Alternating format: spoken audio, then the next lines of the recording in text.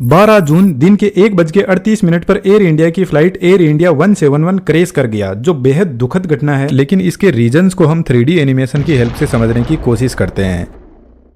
यह एयरप्लेन अहमदाबाद से 242 पैसेंजर को लेकर 1:36 पर लंदन गेटवे की तरफ उड़ान भरता है। करीब 2 मिनट तक एयरप्लेन रनवे पर अपनी स्पीड को बढ़ाता है। जब एयरप्लेन 300 किलोमीटर पर आवर की स्पीड तक पहुंच जाता है तो प्लेन रनवे से टेक ऑफ करता है। अभी प्लेन ने जस्ट टेक ऑफ किया है और सिर्फ 191 मीटर की हाइट पर पहुंचा है, लेकिन प्लेन का पायलट मेडे कॉल करता है एयर ट्रैफिक कंट्रोल के पास में और इमरजेंसी के बारे में बताते हैं कि प्लेन लिफ्ट नहीं कर रहा है। इसके बाद में कनेक्शन लूज हो जाता है और एयरप्लेन धीरे धीरे नीचे आने लगता है और एक हॉस्टल के बिल्डिंग से जाकर टकराता है और जबरदस्त ब्लास्ट होता है। आउट ऑफ 242 पैसेंजर 241 की जान चली गई, बाकी सिविलियंस भी इसमें मारे गए। इस वीडियो की रिकॉर्डिंग के टाइम तक कंफर्म नहीं हुआ है कि कितने लोगों की इसमें जान गई है, लेकिन ब्लास्ट बहुत जबरदस्त था। एयर इंडिया का बोइंग 7878 ड्रीम लाइनर एयरप्लेन काफी लंबी दूरी तय करने वाला था, अहमदाबाद से लेकर लंदन गेटवे की तरफ। तो इसके अंदर फ्यूल टैंक को फुल कर दिया गया। इसके फ्यूल टैंक की कैपेसिटी लगभग 1,26,000 लीटर की है। बेसिकली एयरक्राफ्ट का फ्यूल इसके विंग में ही भरा रहता है और विंग पर ही इंजन लगे रहते हैं। तो जब एयरक्राफ्ट ने उड़ना शुरू किया तो सिर्फ 2 ही मिनट इसने फ्यूल की खपत की और जैसे ही यह ग्राउंड पर आकर स्ट्राइक करता है तो इसमें बचा हुआ फ्यूल जबरदस्त आग पकड़ लेता है, जो एक बड़े धमाके का रीजन बनता है। अभी हमारे पास में कंफर्म न्यूज नहीं है इसके क्रैश के रीजंस की, लेकिन जब एयरप्लेन नीचे आने लगा तो लोगों ने देखा कि इसके इंजन में कहीं पर भी कोई आग नहीं लगी हुई थी, वह परफेक्टली काम कर रहे थे। लेकिन जब भी किसी फ्लाइट का इंजन फेल होता है तो इंजन पीछे की तरफ भयंकर आग को फेंकने लगता है, जिसको अभी हम आगे समझेंगे। लेकिन सबसे पहले हम पॉसिबल रीजंस को समझने की कोशिश करते हैं। फिलहाल जैसे एयरप्लेन रनवे पर खड़ा है, एयरप्लेन के यह विंग्स है और विंग के पीछे साइड में आप देखोगे फ्लैप्स लगे हुए हैं, जो कुछ इस तरीके से एडजस्ट होते हैं और आगे की तरफ लगे हुए स्लेट्स यह भी अपने एंगल को एडजस्ट कर सकते हैं और यही एयरक्राफ्ट को टेक ऑफ और लैंड करवाते हैं। जब इंजन स्टार्ट होता है तो यह आगे से हवा को खींचता है और पीछे की तरफ हाई स्पीड में फेंकने लगता है, जिसकी वजह से एयरक्राफ्ट को आगे की तरफ थ्रस्ट लगेगा और एयरप्लेन रनवे पर दौड़ने लगेगा। लेकिन यह जो कंडीशन है इसमें सिर्फ इंजन की पावर से एयरप्लेन आगे बढ़ रहा है। यदि हमने फ्लैप्स और स्लेट्स को एक्टिवेट नहीं किया तो एयरप्लेन सिर्फ रनवे पर चलता रहेगा, टेक ऑफ ही नहीं कर पाएगा। लेकिन जैसे ही पायलट फ्लैप के एंगल को बढ़ाते हैं, एयरप्लेन धीरे धीरे टेक ऑफ करने लगेगा। इसके पीछे सबसे बड़ा रीजन है इनकी डिजाइन, जो एयरफॉइल मैकेनिज्म को फॉलो करती है। जैसे यह एक एयरफॉइल मैकेनिज्म है, जब हवा इससे टकराती है तो कुछ इस तरीके से आगे निकल जाती है, लेकिन जब हम इसका एंगल बढ़ाते हैं तो अब आप देखोगे कि यह एयरफॉइल के इस पॉइंट पर हवा का जो प्रेशर है वह ज्यादा लगने लगेगा और ऊपर से जो हवा जा रही है वह सीधी निकल जाएगी। तो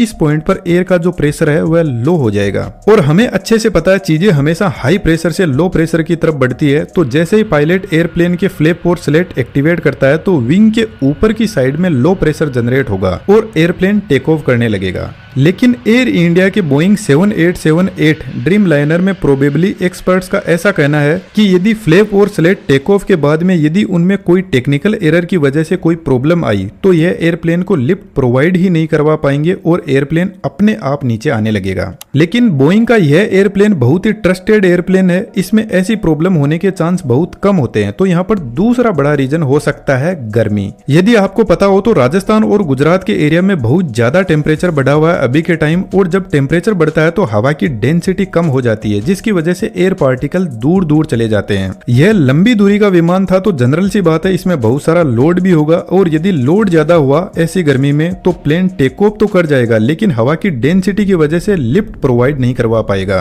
फिलहाल जैसे एकदम ठंडा मौसम है और हवा में एयर के पार्टिकल एकदम पास में है, तो इतनी हाई डेंसिटी वाले एयर पार्टिकल जब प्लेन के विंग से टकराते हैं तो यह प्लेन को अच्छा खासा ऊपर की तरफ फोर्स लगाने लगेंगे।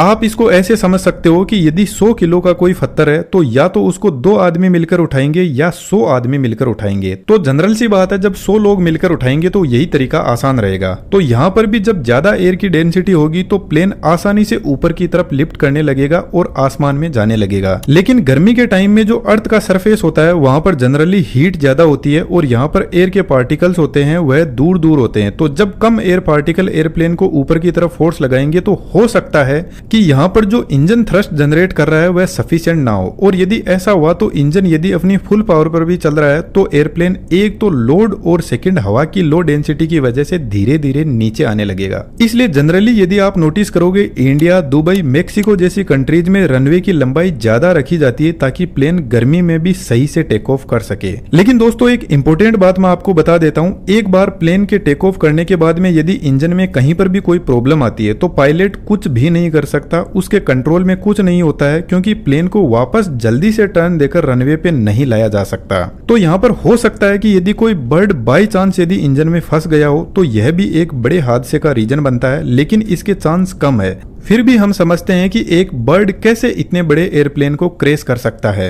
इंजन के आगे के इस हिस्से में बहुत सारे कंप्रेसर होते हैं और पीछे के इस हिस्से में टरबाइन होते हैं जो इन कंप्रेसर को चलाते हैं। कंप्रेसर का काम बेसिकली बाहर से हवा को अंदर की तरफ खींचना है और उसको कंप्रेस करना होता है। एयर कंप्रेस होने के बाद में पहुंचती है कंबशन चेंबर में, जहां पर फ्यूल जलता है। तो कंबशन चेंबर में सबसे पहले फ्यूल को स्प्रे किया जाता है जो बाहर से हवा आ रही है उसमें, जिसकी वजह से फ्यूल अच्छे से एयर के साथ में मिक्स हो जाएगा और फिर यहाँ पे लगे इग्नाइटर फ्यूल में आग लगाते हैं, जिसकी वजह से यहाँ पर बहुत सारी गैसेस जनरेट होती है। तो यहाँ पर टेम्परेचर और प्रेशर बढ़ने लगता है, जिसकी वजह से यह गैस एक्सपेंड करने लगती है। अब इस हाई प्रेशर वाली हवा को पीछे एक नोजल से बाहर फेंका जाता है, जिसकी वजह से इंजन को आगे की तरफ फोर्स लगता है। लेकिन यदि इसके कंप्रेसर में आगे की तरफ कोई बर्ड आकर फंस जाता है, वैसे तो यहाँ पर कंप्रेसर की स्पीड बहुत ज्यादा हाई होती है, लेकिन यह जो बर्ड है वह कंप्रेसर में एयर के फ्लो को ब्लॉक कर देता है, जिसकी वजह से कंबशन चेंबर को हवा मिल नहीं पाएगी। जबकि फ्यूल का यहाँ पर रेगुलर स्प्रे हो रहा है तो कंबशन चेंबर का टेम्परेचर बढ़ने लगेगा। अब एक प्रॉब्लम तो यहाँ पर है कि कंबशन चेंबर का टेम्परेचर बढ़ने लगेगा, जिसकी वजह से यहाँ पर आग लग सकती है।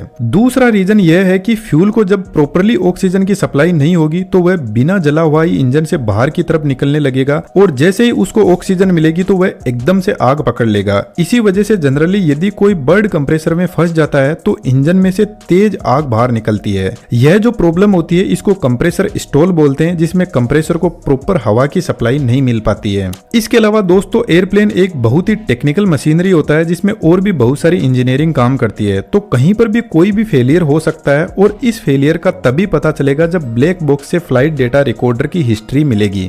ब्लैक बॉक्स बेसिकली एयरप्लेन की हर एक एक्टिविटी को रिकॉर्ड करता है। उम्मीद करता हूँ आपको बहुत कुछ समझ में आया होगा। जैसे ही हमें कंफर्म न्यूज मिलती है तो हम फिर से इस पर वीडियो बनाने की कोशिश करेंगे, लेकिन दोस्तों कुछ वीडियो ऐसे आए हैं जो वाकई में बहुत विचलित करने वाले हैं, जिससे अंदाजा लगता है कि ये एक्सीडेंट बहुत ही ज्यादा खतरनाक था। बस उम्मीद है कि भगवान उनके परिवार के लोगों को हिम्मत और शांति दे।